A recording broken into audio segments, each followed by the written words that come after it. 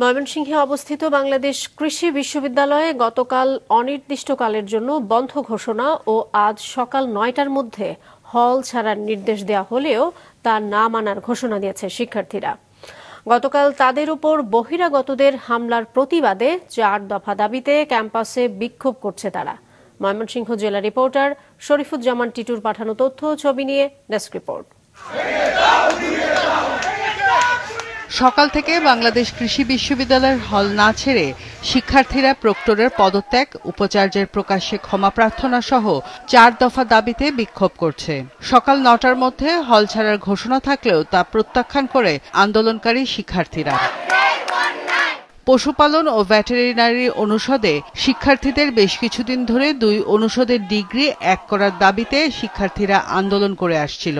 এ ইস্যুতে গতকাল ভিসি সহ ২ শতাধিক শিক্ষককে প্রায় ৭ ঘণ্টা অবরোধ করে রাখে শিক্ষার্থীরা। পরে রাতে বহিরাগতরা বিশ্ববিদ্যালয়ে ঢুকে আন্দোলনকারীদের মারধর করে শিক্ষকদের মুক্ত করে। তারা হল ছাড়ার নির্দেশ দিচ্ছে আমাদেরকে। আমরা হল ছাড়বো কেন? এটা আমাদের হল। তারা আমাদের সকল যে শিক্ষার কার্যক্রম সবগুলো অফ করে দিচ্ছে।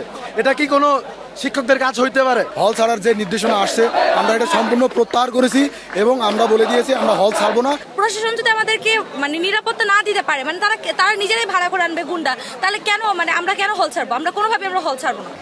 এদিকে কিছু নারী শিক্ষার্থীদেরকে সকালে হল ছাড়তে দেখা গেছে। ছেলেরা তো আন্দোলন করতেছে, কিন্তু আমরা মেয়েরা যারা আছে আমাদের তো একটা সেফটির ব্যাপার আছে, তো এই জন্য আমরা চলে যাই। আমরা যাদের ভরসায় আসছি তারা আমাদের তো কোনো দায়িত্ব নিল না। ছাত্রদের উপরে এইভাবে বাইরের মানুষজন এসে হামলা করা, এটা খুবই দুঃখজনক আমাদের জন্য এবং আমরা খুবই হতাশায়। গতকাল রাত থেকে আমরা কেউ ঘুমাতেও পারিনি ঠিক করে।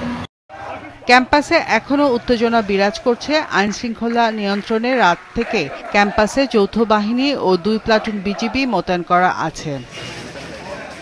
মাছরাঙা নিউজ ডেস্ক।